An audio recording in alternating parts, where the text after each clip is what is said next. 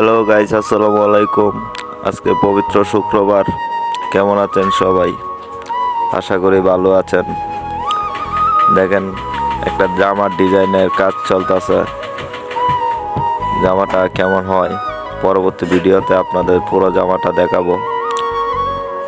জামাটা কাজ শেষ হলে একটা ছোট বাবুর জামা। এটা আমার মেয়ে সোহানার জন্য সবাই দোয়া করবেন। আসলে এই জামাটা ওকেই পরাবো।